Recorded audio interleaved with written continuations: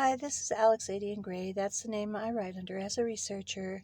And I just wanted to say I've been encouraged by quite a few people to make a quick video about coronavirus.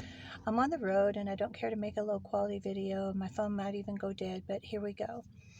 Coronavirus is, of course, a virus. Viruses are very easy to defeat. You just have to know what the kind of identity of each virus is.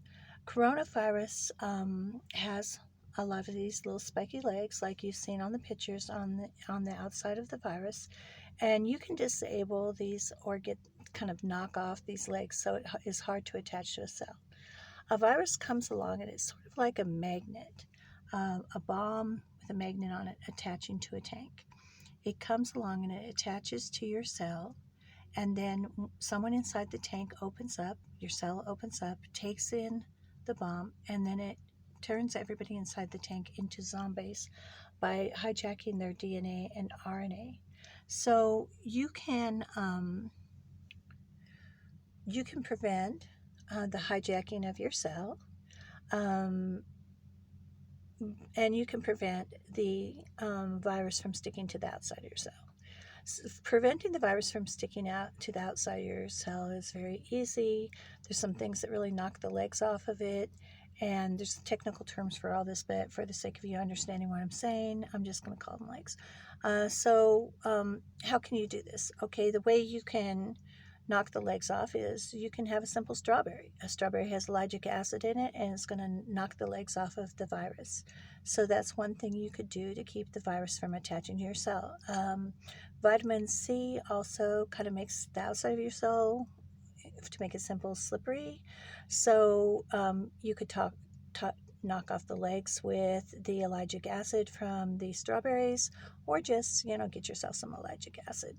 And then you could also take some vitamin C to make the outside of your cell.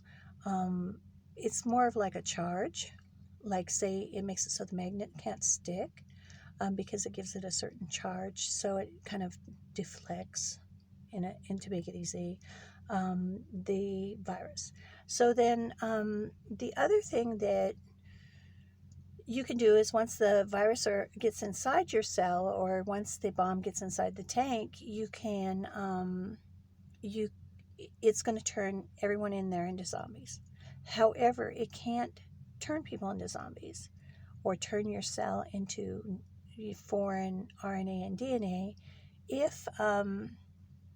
if you make your cell have a positive pH. No virus can transcribe itself in a positive pH. I don't care what anyone tells you, it just can't. And so transcribing is when it makes your RNA and DNA have a change. So what can you do to prevent that? Well, you could just simply drink lemonade or positive pH water. And so it's very easy to defeat this virus. Of course, follow all your social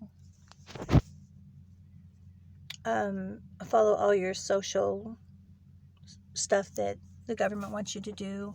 But I would like to say that women and children starving because they don't have jobs, that's also a health crisis, and probably a more serious health crisis, because we want to protect our elderly, but we also want to protect our children. And if their moms are unemployed, and if their children are starving, that is also a certain kind of health crisis. So what I would like to encourage you to do is not to be afraid of viruses, to go through all the precautions that the government wants you to do, because it's the government. But there's absolutely no reason for us to have a lot of these diseases. This disease, according to Francis Doyle, Francis Boyle, the professor, he showed a paperwork trail of high quality paperwork. I didn't get to see it up close, saying that this virus was created by a Chinese man who was in the United States. Then he traveled with the virus, eventually ended up in Wuhan, and then it was released there somehow. And personally, I feel like this person should go to jail. And China, if they're having some sort of biological warfare, they should have to pay the families of the people who died from coronavirus, because there's absolutely no excuse for this kind of thing going on in the modern world. There's no reason for these kind of markets where these kind of viruses are created, or in the lab. If it was created in the lab, that's biological warfare.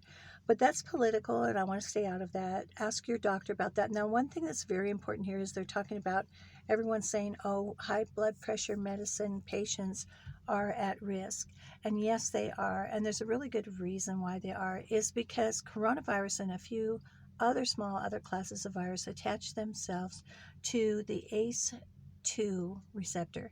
So if you're on an ACE2 inhibitor, it's going to bring your ACE2 down. And then if you get the coronavirus, it's going to bring your ACE2 down even further. And when it gets down really far, it's going to affect your heart, your lungs, your lower lungs, and your kidneys. So even though they're just telling you it's affecting your lungs, it's going to also affect your heart. So what can you do about this? Well, of course, seek the advice of your doctor that put you on this ACE2 inhibitor to begin with. You might find alternatives, and you would do this with your doctor. I'm not a doctor. I'm not giving you medical advice. I'm just a researcher giving you a little bit of information, educating and informing and empowering you. And so you would ask your doctor if there are any alternatives to this ACE2. And there's things like maybe perhaps some natural methods like beetroot or beets, or things like that that you could investigate through